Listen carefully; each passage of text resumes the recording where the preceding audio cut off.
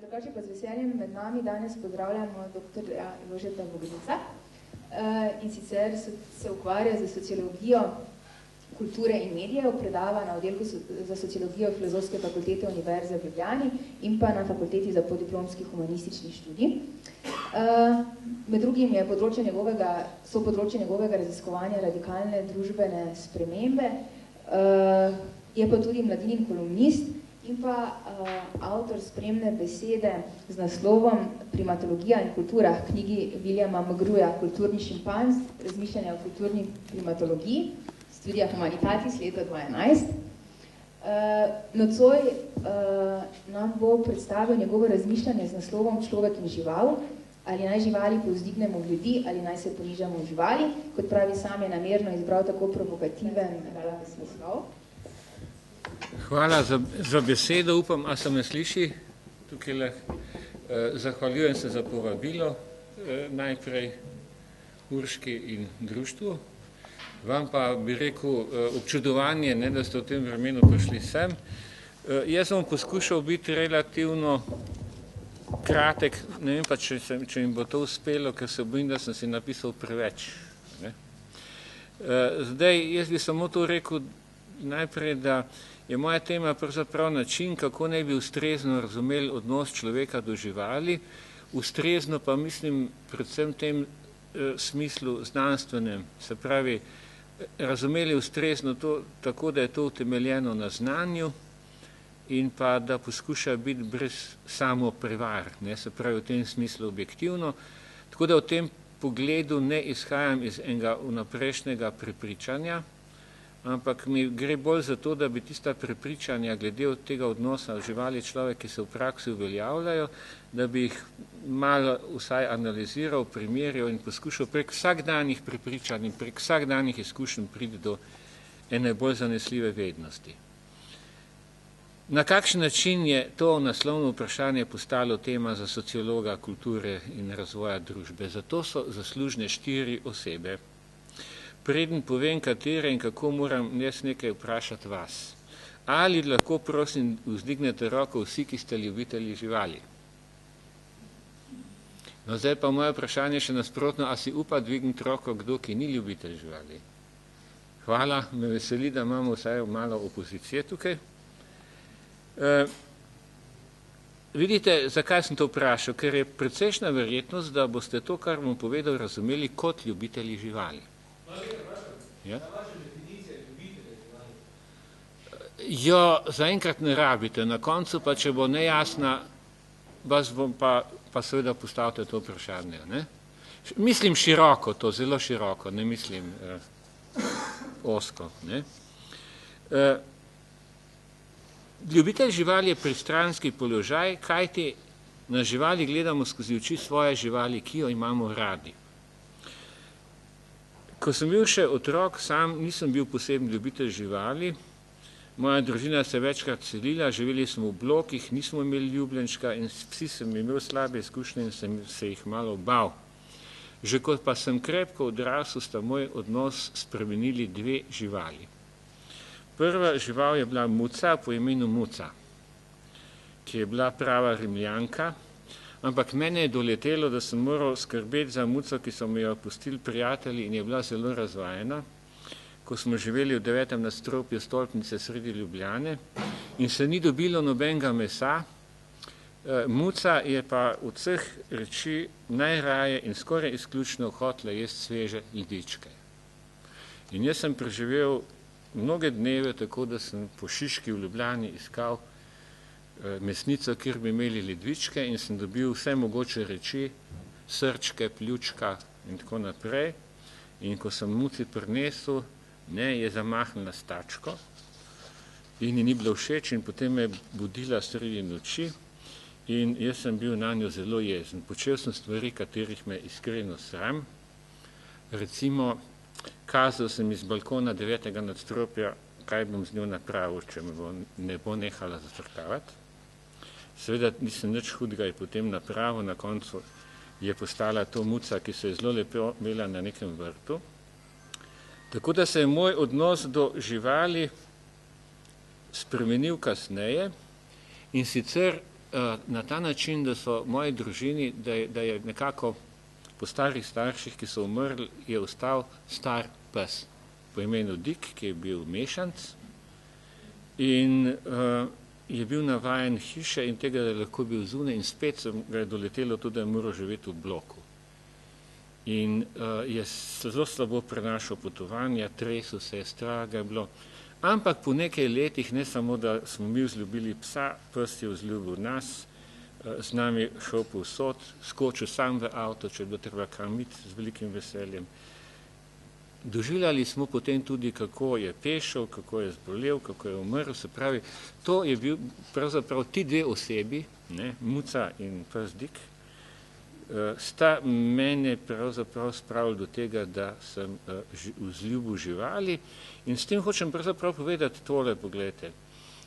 Z živalmi, s katerimi živimo skupaj, vsi ustvarimo oseben odnos. Za nas so osebe. Prvi dve osebi, ki sta vplivali na moj odnos do živali, sta bili torej pes in mačka.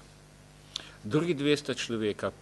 Prva oseba od teh je pokojna, to je bil Iztok Saksida Saks, moj kolega z oddelka, ki je se ponesrečil, ampak preden se je ponesrečil, je pa bil v Sloveniji prvi in upam se reči desetletja pred drugimi glede tega, da je bil prepričan, da moramo družboslovci se povezati z naravoslovci na drugačen način, da če hočemo sociologi kaj vedeti v človeški družbi, moramo se zanimati tudi za živalske družbe in zaradi tega sem se potem pač začel zanimati tudi za ta vprašanja, ker je kontekst mojega raziskovanja bolj pravzaprav družbeni razvoj.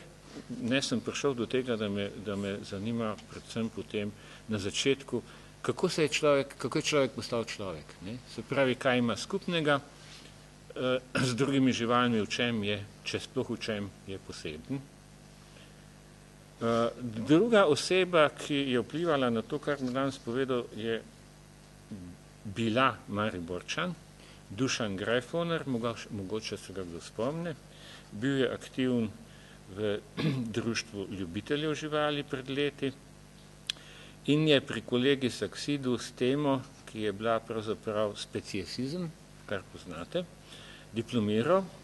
Potem pa, ko je Saks umrl, je pri meni magistriral s tezo, ki je na temelju filozofske fenomenologije, je ta teza, da sem je zagovarjal tezo, da je treba živali obravnavati kot subjekte, ker trpijo, ker imajo čustva primerljiva s človeškimi in zato imajo tudi pravice. Do tod, ok, načeloma to sprejemam, osebe so subjekti, z njimi smo v odnosu kot do oseb, kaj pa morajo imeti tudi pravice in te pravice moramo spoštovati in varovati. Tu pa nastopi problem. Ne le to, koliko pravic in katere pravice, predvsem katere živalske vrste so vključene in katere izključene. Dušan Greifhoner je napisal dobro nalogo, a v eni točki me ni prav nič prepričal. Ko je zastopal subjektivnost živali, se je med drugim skliceval na eksperiment, ki ga je opravljal skupaj s sodelavci antrozoologi v Glasgow na Škotskem. To je bil že pravzaprav del njegovega podiplomskega študija. Antrozoologi je pravzaprav nova disciplina, ki se ukvarja z odnosom s temi konkretnimi odnosi med živalmi in ljudmi v konkretnih okoljih. Ne? Se pravi, je nekje zelo grobem rečeno med biologijo, veterino in recimo sociologijo, tudi psihologijo. Dušanova hipoteza je bila pri tem eksperimentu, da opazovane živali čustvujejo. Prašiči v obori so bili predmet empiričnega opazovanja, skupina študentov je štoprcami v rokah v istem času opazovala vedenje živali, koncentrirala se na posamezne subjekte, iste, ne, in si zapisovala, kaj delajo in kakšna čustva je pri njih v tem trenutku opaziti, naprimer veselje, žalost, strah, vznemirjenje in tako naprej. Skratka, skupina opazovalcev skupaj opazovala to izbrano žival, si beležila čas in dogajanje in neodvisno drug od drugega zapisovala, kaj je po presoji vsakega opazovalca čutila v nekem trenutku posamezna žival. Ko so potem primerjali zapiske in naredili metodološko zgledno kvantifikacijo primerljivih podatkov, so ugotovili, da so večinoma opazovalci pri opazovanih dogodkih istim opazovanim osebkom pripisovali v veliki meri tudi ista ali vsaj sorodna čustva. Skratka, tam, kjer je nekdo videl vznemirjenje, je večina videla vznemirjenje. Sklenili so, da je torej pripisovanje čustvom prašičev bilo znanstveno objektivno in da prašiči dejansko imajo tista čustva, se pravi taka čustva, kakršna jih pripisujejo opazovalci. Temu sklepanju sem ugovarjal. Dokazano je bilo po mojem samo to, da vsi opazovalci razumejo prašiče na podoben način. To ni nič čudnega, saj jih žene ta ista motivacija in podobna prepričanja. Prepričanje, da imajo opraviti subjekti, pri tem izhaja iz podobnih izkušnj in te izkušnje zaznamuje osebni odnos do živali, ki so njihovi ljubljenčki. Druži jih ista družbena subjektivnost. O tem, kaj čutijo prašiči, nismo izvedeli nič znanstveno zanesljivega. Obravnavali smo jih antropomorfno, se pravi, pripisovali smo drugih živalskih vrsti lastnosti, ki jih pripisujemo sebi kot ljudem. In obravnavali so jih antropocentrično, izhajali so iz človeka, ko so poskušali razumeti druge živali. Osnova presoje opazovalcev je bilo domnevno prepoznavanje čustvenih stanj živali, na temelju tega, kako z opazovanjem intuitivno prepoznavamo čustva drugih ljudi. Vemo, da za prijatelja lahko uganemo ne le ali je jezen ali poklapan, recimo izraza na obrazu, izgibov in tako naprej. Celo, če jezo prikriva, jo detektiramo. Ali pa če zaradi nečesa zaskrbljen, pa tega noče pokazati. Sami se lahko prepričate, da če imate prijatelja ali prijateljico, ki je nenadoma sveže zaljubljen, da je velika verjetnost, da boste to takoj prepoznali z njegovega ali njenega obnašanja. Dušanu in njegovim kolegom opazovalcem je bilo dovolj, da so med seboj soglašali, kdaj živali trpijo, kdaj čutijo določeno čustvo in so menili, da je dovolj, če lahko ljudje torej soglašamo, kdaj živali trpijo in smo jim pač dolžni to preprečiti. Njihova motivacija je bila pri raziskovanju etična. Sam soglašam, da je v stiku z živalmi, ki jih poznamo dovolj dobro, da z njimi vzpostavimo osebni stik, tudi etično primerno, da jih obravnavamo kot pripadnike skupne družbe in jih obravnavamo kot osebe. Ne verjamem pa, da je to najboljša pot, da razumemo živali nasploh, predvsem pa, da na tak način slepimo same sebe glede svojega odnosa do živali. Da gre pri opisani obravnavi za antropomorfno in antropocentrično razmišljanje, ki misli, da prepoznava pri drugih vrstah lastne človeške poteze, je znanstveno in zavajajoče, po mojem, to vidimo. Če se vprašamo, kje potegnemo meje med živalmi, ki jim priznavamo, da so subjekti oziroma osebe, in drugimi, ki jim tega ne priznavamo. Svojim ljubljenčkom smo bolj naklonjeni kot poljubnemu potepuškemu psu ali mački. Pes in mačka sta nam kot vrsti bliže od zajca, zajec bliže od podgane, sesavci in ptiči pevci bliže od plazilcev, vretenčari bliže od nevretenčarjev in tako naprej. Kaj pa deževnike in muhe? V Ljubljani je znana ta urbana legenda o pesniku Juretu Detelji. Tudi sam sem jo že navedel. Umrl je iz skrajne doslednosti do samega sebe in iz svojega prepričanja, da ljudje živalim nimamo pravice odrekati življenja. In on ni potegnil meje pri domačih živalih ali pri ljubljenčkih ali pri vretenčarjih, ampak je trpel zaradi tega, ker je recimo so brisalci avtobusa Mušice. množično morili, če tako rečem. Nikakor ga nočem smešiti. Zame je njegov zgled pretresljiv. Jaz ga resno jemljem kot pričevalca v smislu zgodnjih kristjanov. Kaj nam priča? Priča nam, da tako radikalne pozicije človek nima pravice nobenemu drugemu biti vzeti življenja, da te pozicije ljudje ne zdržimo, da je smrtonosna osebno, če je nekdo skrajno dosledno udejanja. In vidim trajno vrednost tega Juretovega dejanja, da nas prisili, da se bolj odločno vprašamo, kaj počnemo kot vrsta z drugimi vrstami. S prepoznavanjem nečesa, kar ne bi bilo domnevno človeško pri drugih živalskih vrstah, ravnamo ideološko. Ko rečem ideološko, ne mislim v smislu politične ideologije, ampak v tem širokem, recimo, pomenu besede, kot Louis Althusser, recimo, ga uporablja.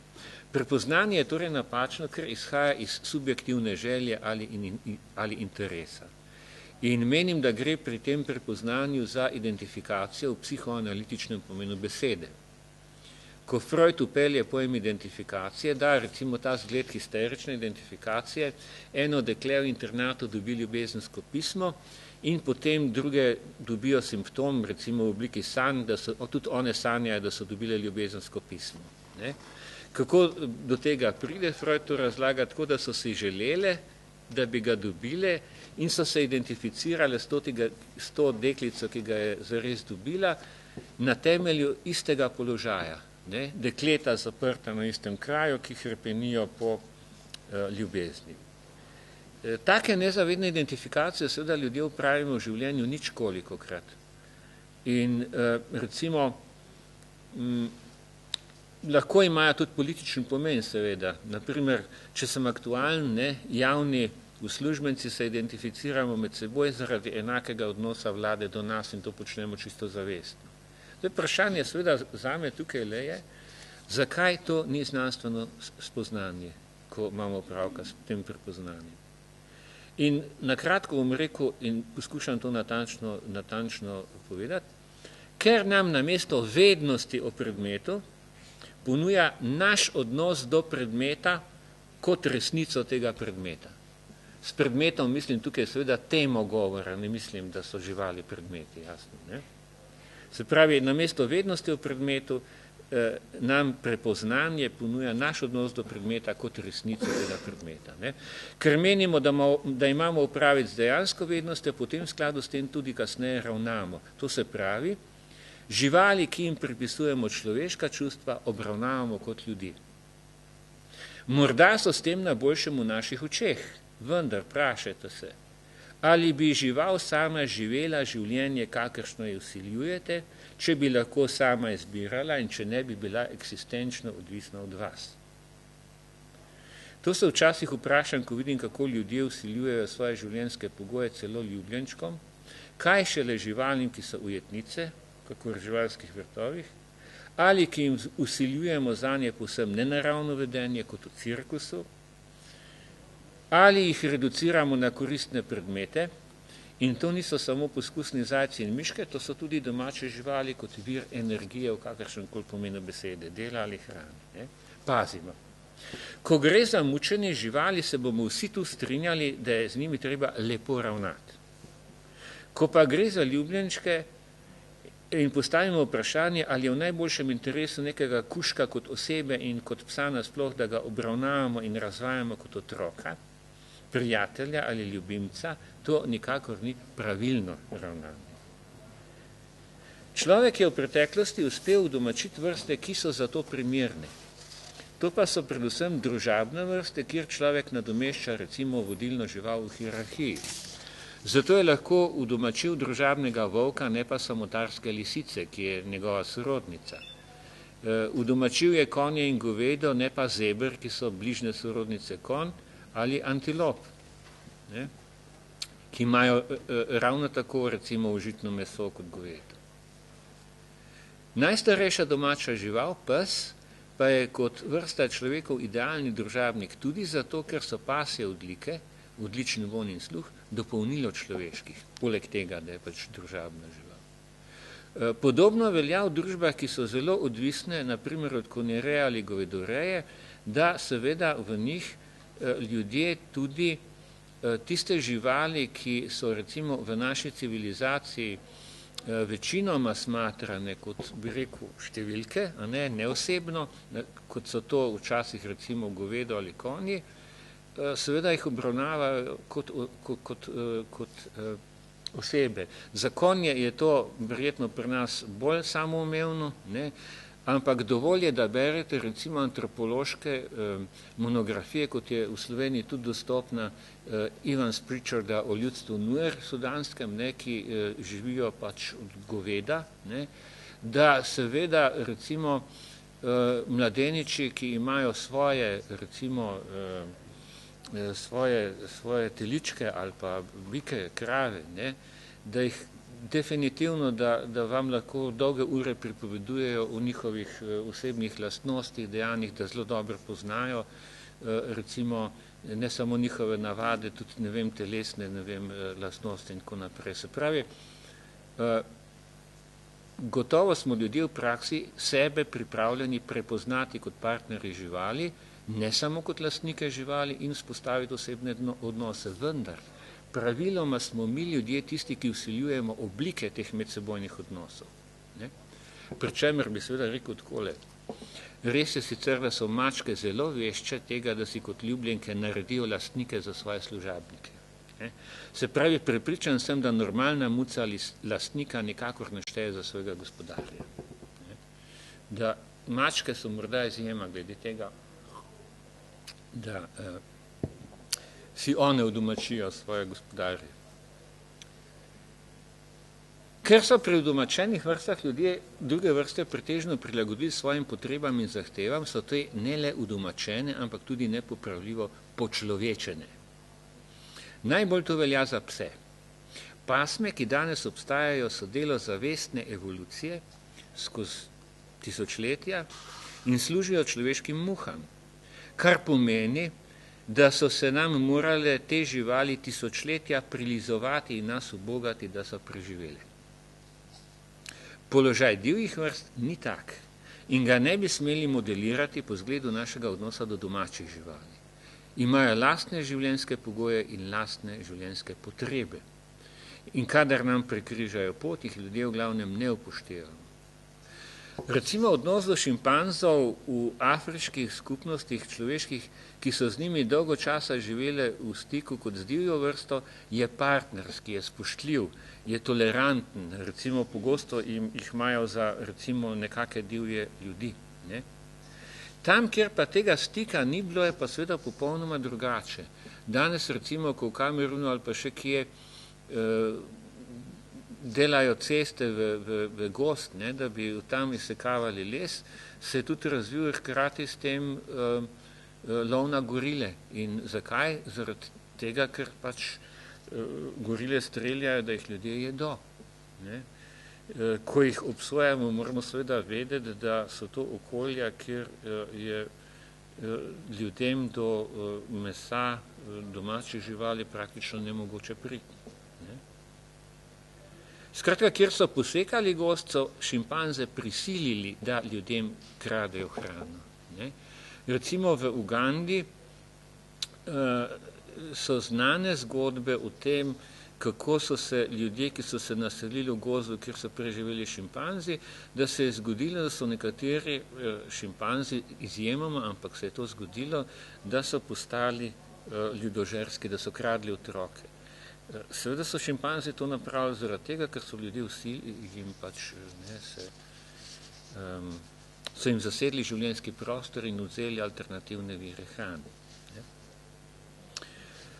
Tako smo prišli do spoznanja, do vprašanja, ali je človek kot vrsta vedno in v vseh družbah ravna z drugimi živalskimi vrstami kot gospodar s sužnjem ali kot lastnik s svojim predmetom. In v resnici smo že videli, da je odnos različno od vrste do vrste, da ne ravnamo vsi enako in da ne mislimo vsi enako, da je torej odnos do živali privzgojen in da ga je mogoče spremeniti. Zato je dobro, da razlikujemo odnos različnih družbenih oblik v preteklosti do živali v praksi in pa zgodovino razumevanja tega odnosa tega razmerja človek-žival. Se pravi, predvsem to upozarjam. Eno so praktični odnosi, ki so se v skupnostih na zelo različne načine uveljavljali in ker imamo zelo veliko bogatstvo zelo različnih tipov vedenja. Povsem druga raven pa je, kako recimo reprezentativna misel neke epohe si predstavlja to razmerje. Nekateri pisci v novejšem času, tudi tisti, ki bi radi pravzaprav recimo zagovarjali pravice živali, včasih to dvoje med sabo mešajo. Ne? In ko naredijo kratko zgodovino odnosa človeka in živali, začnejo starogrško filozofijo v stilu, kaj pravi Platon, kaj pravi Aristotel o odnosu človek-žival, potem nadaljujejo z Descartom, ki je vedno deležen graje, da je obravnaval organizem kot stroj. Potem pa, ko pa govorijo pa o zdajšnji sodobni družbi, naši družbi, pa priklopijo popolnoma drug register. In ko govorijo v sodobni družbi pa njenem odnosu do živali, pa ne opisujejo potem več te misli, ki je lahko tudi njihova misel, ampak opisujejo komercialni lov, piščančje farme, poskuse na živalih, to pa je vendarle nekaj popolnoma drugega kot pač filozofsko razmišljanje o odnosu človek-žival. In to se pravi mešati ne jabolka in hruške, ampak jaz bi rekel, to se pravi mešati sadjarstvo in slikanje jabolk in hrušk na tih užitjih. Nikakor namreč ni nujno, da je razumevanje nekega filozofa reprezentativno za neko družbo. Ne? Platon in Aristotel sta imela za Grke recimo zelo netipične predstave o živalih. Dejanski odnos do živih živali so pri Grkih predstavljali kdo? Živinorejci, drugačen odnos lovci, drugačen odnos bikoborci ali pa krotilci živali.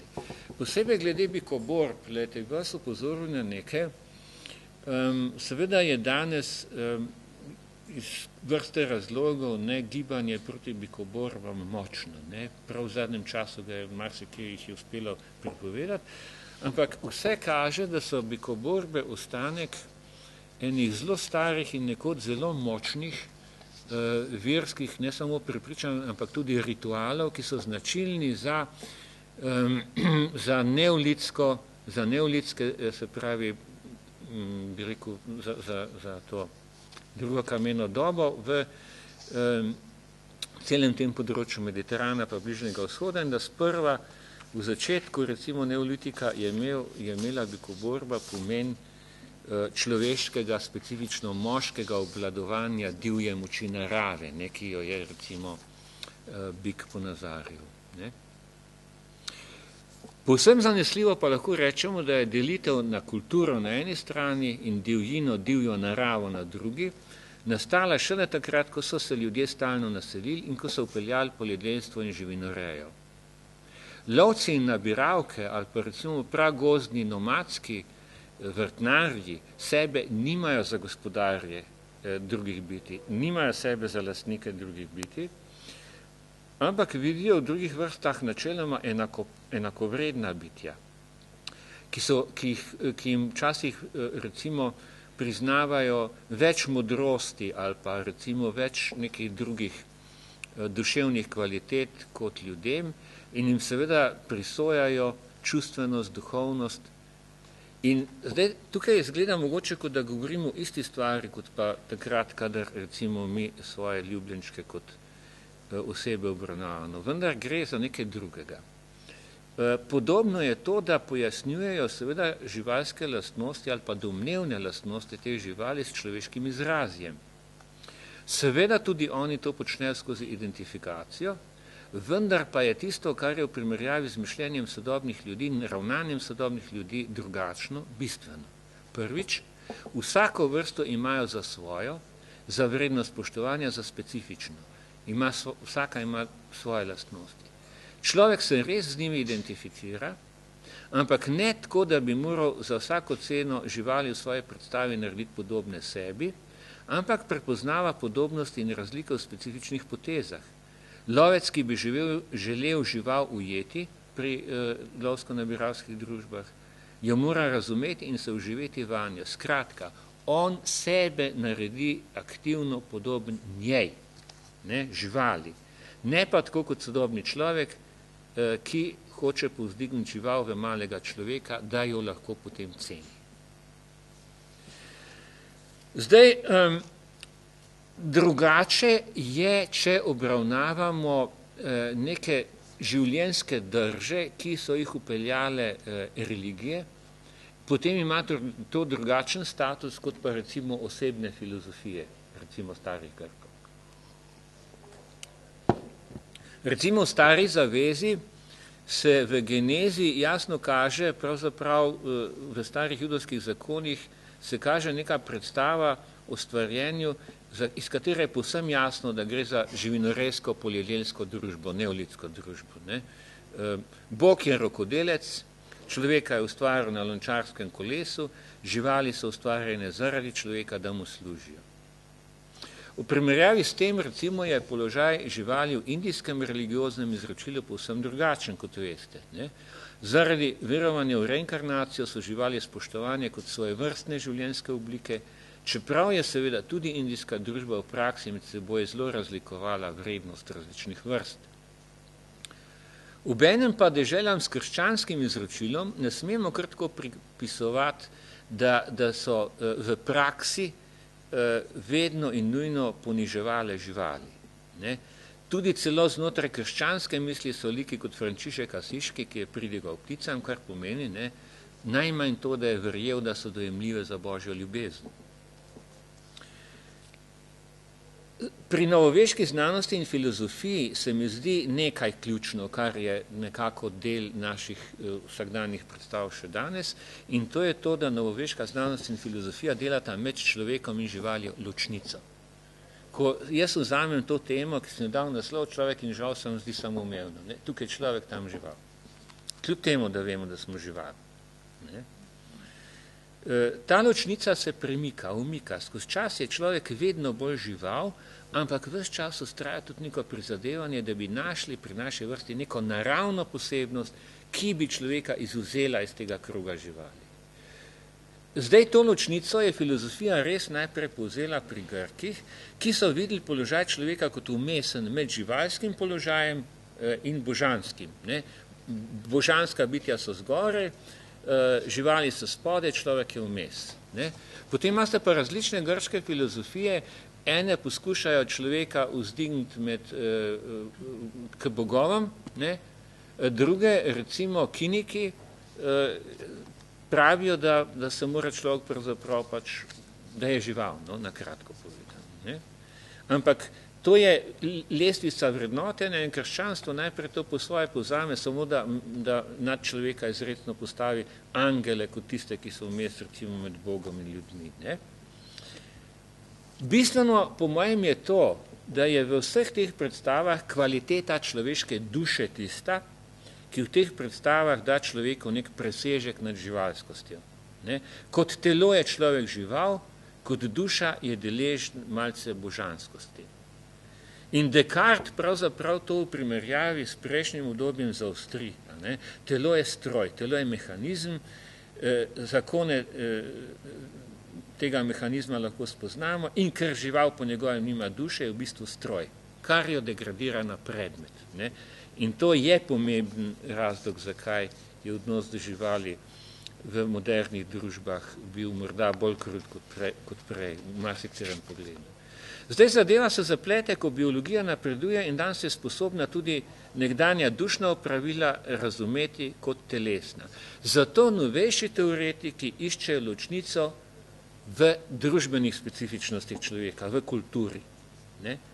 In zdaj ti pogledi so bolj realistični zaradi tega, ker je iskanje teh specifičnosti, ki ne bi človeka ločevale od živali, povezano z nečim, kar tudi v telesni organizaciji človeka ločuje celo od najbližjih sorodnikov. In te ločnice so potem kaj? Bistveno večji možgani, pokončna telesna drža, razvite roke, s tem se potem povezuje govor kot človekova sposobnost mišljenja, sposobnost načrtovanja in izdelovanja predmetov, zavestna družbena organiziranost in tako naprej. Manj znano pa je, da so človekove telesne posebnosti tudi oblika in barva oči, ki jo lahko povezujemo s komunikacijsko funkcijo, da je človekova posebnost v primerjavi recimo z bližnjimi sorodniki stalna spolna dovzetnost samic, da je specifičnost človeka menopauza. Vse to torej so razmerno zelo malo znano, vse torej je mogoče zelo jasno povezovati z izrazito družbenostjo človeka kot živali. Kje je ločnica? Ko Aristotel reče, da je človek zoon politikon, je slab prevod reči, da to pomeni družbena žival. Kar hoče povedati Aristotel je, da je človek bitje, ki živi v polis, bitje, ki živi v mestni državi. Zoon grško je živo bitje, ni preprosto žival. Politikon se nanaša na polis, na določeno grško obliko družbene ureditve. Se pravi, zanje je bistveno tole. Človek si zavestno organizira družbeno ureditev po lastnih predstavah o dobrem življenju. To pa vključuje delitev dela, hierarhijo, spolno neenakost in tako naprej.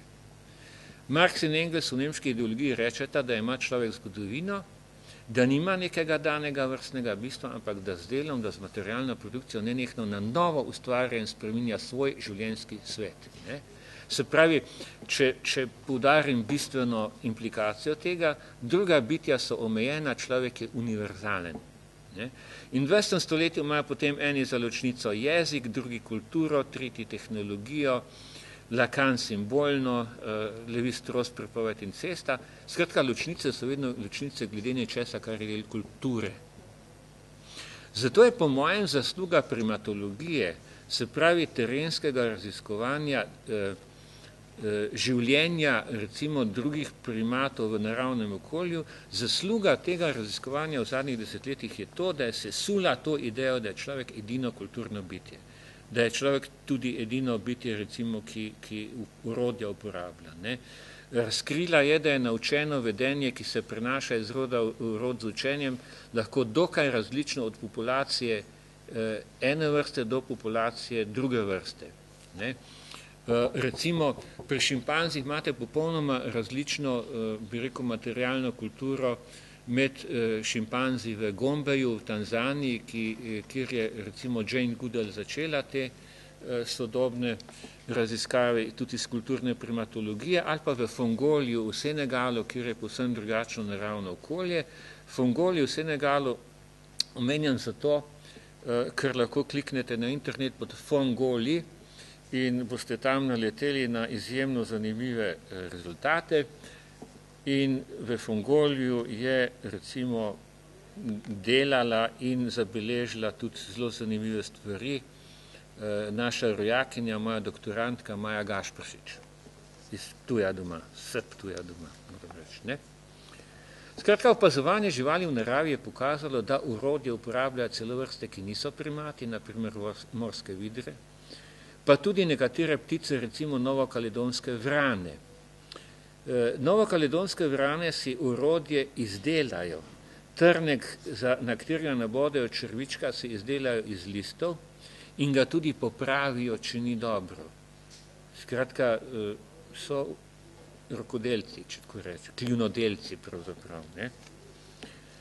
In tudi petje nekaterih ptičev vemo, da je delno kulturna poteza. Zdaj, ločiti je treba znanstveno eksperimentalno vprašanje kognitivnih sposobnosti neke vrste, recimo šimpanzov v ujetništvu, ali pa recimo papig, kjer je delala poskuse, ne, recimo znameniti poskusi Pepperbergove glede sposobnosti papig, da prepoznavajo poimenovane predmete in tako naprej. Se pravi, to eksperimentalno vprašanje, česa je neka vrsta sposobna, ne, psihično, če rečemo kognitivno širše, ne. To vprašanje je treba ločiti od vprašanja, kako se vedejo pripadniki vrste v svojem naravnem okolju. Zakaj? Sposobnosti živali so gotovo večje od tistih, ki jih kažejo v vsakdanjem življenju na ključnemu človeškemu opazovanju. Ne smemo pa pozabiti, da so poskusi zunaj naravnega okolja poskusi, ki živalim vsiljujejo pogoje, ki so zanje nenaravni. In da je to spet način, kako jih nasilno počlovečujemo, če tudi v imenu spoznavanja. Zato, da se zberem, da počasi sklenem to, kar sem pač želel povedati, se bom vrnil k delu Jane Goodall.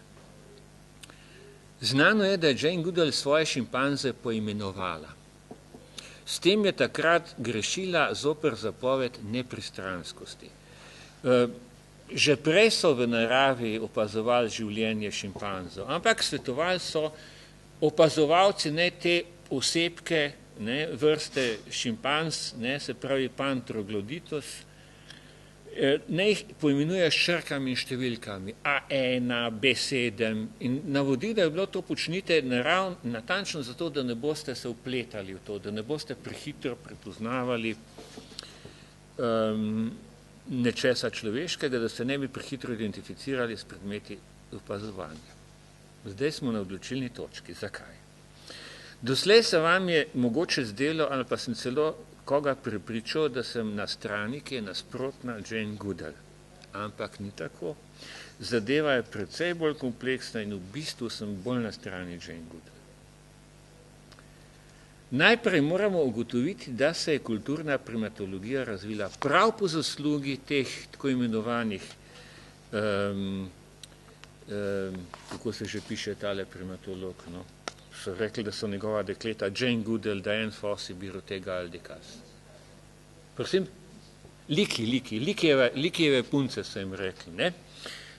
Jane Goodall je bila prva, ki je raziskovala na nov način šimpanze, Diane Fossey gorile, Birute Galdikas na Borneu orangutane.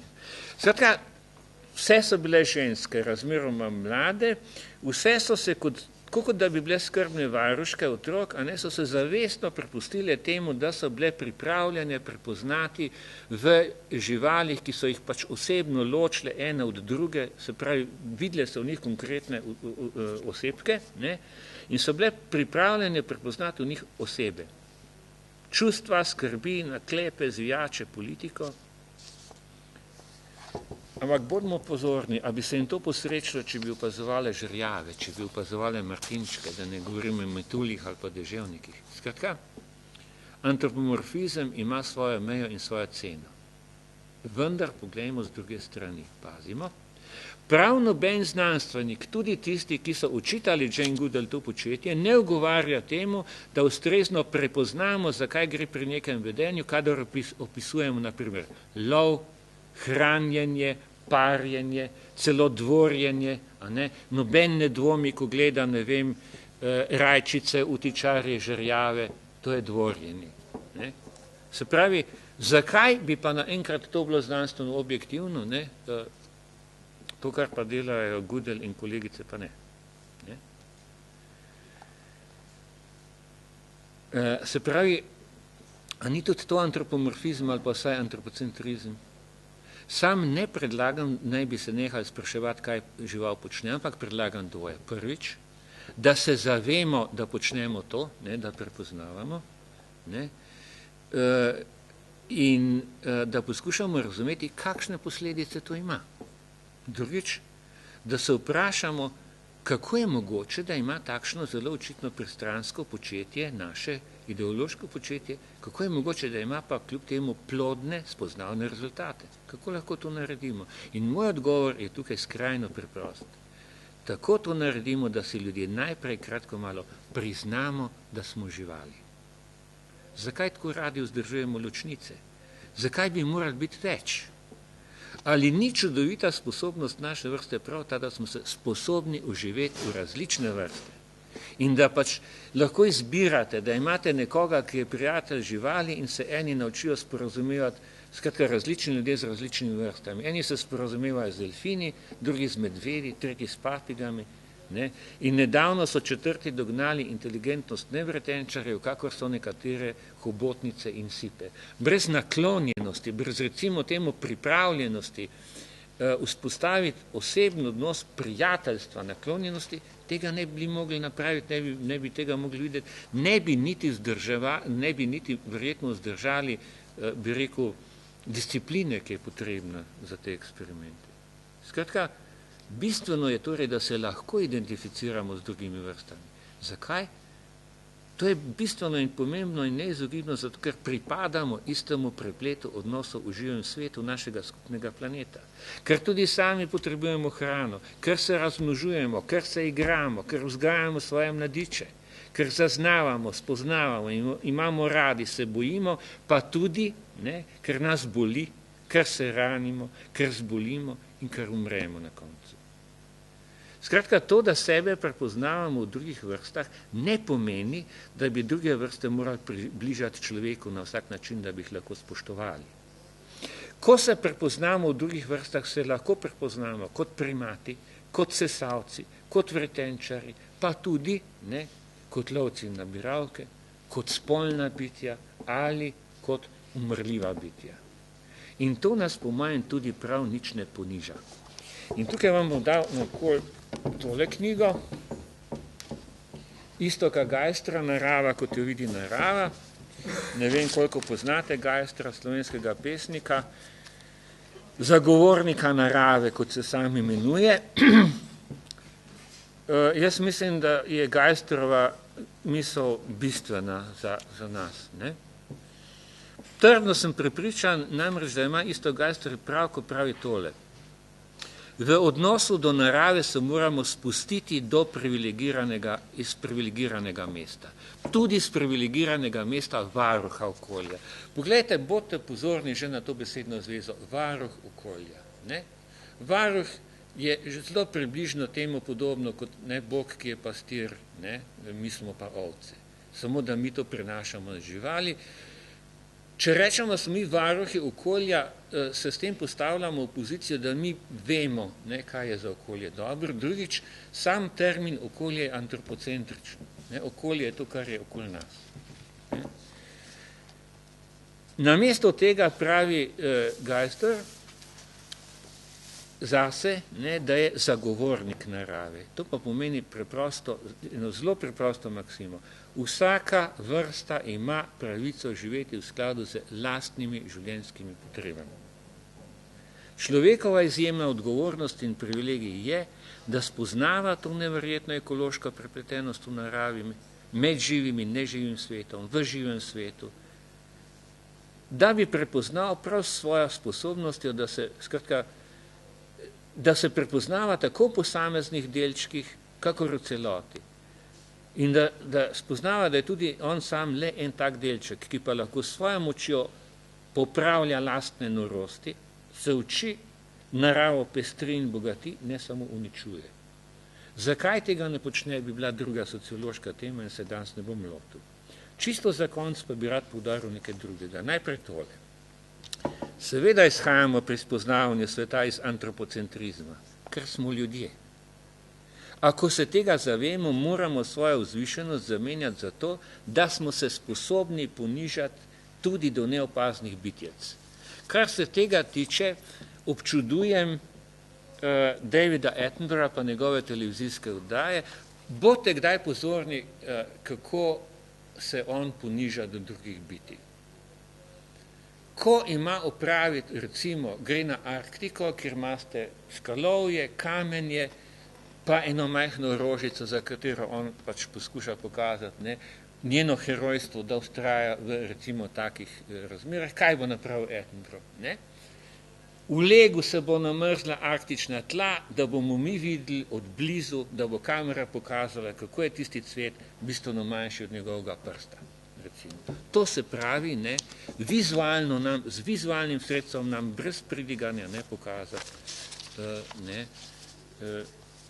recimo temu herojstvo tega cveta. In tukaj bi vas upozoril tudi na to, ali nismo nepravični tudi do rastlin, ker se lažje prepoznavamo v živalih. In kako je z neživim svetom, ali si moramo zamisliti Zemljo, Sonce, Rimsko cesto in vesolje res kot žive organizme, da bi jih razumeli? Skratka, zvrti se nam v glavi.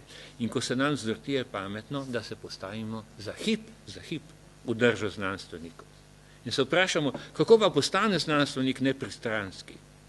Tako, da se v svoji domišljiji umakne iz sveta in motri ta svet kot celoto, sistem, kakor da sam ni vpleten vanj, kakor nek zapleten mehanizem.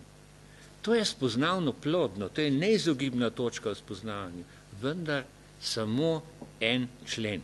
Ni ne začetek spoznanja, ne konec spoznavanja. Še manj je centralna točka v življenju. Samo umestni člen je. Skratka, moj sklep, naše prepoznavanje v drugih bitjih je neizogibna in nujna razsežnost človeškega življenja.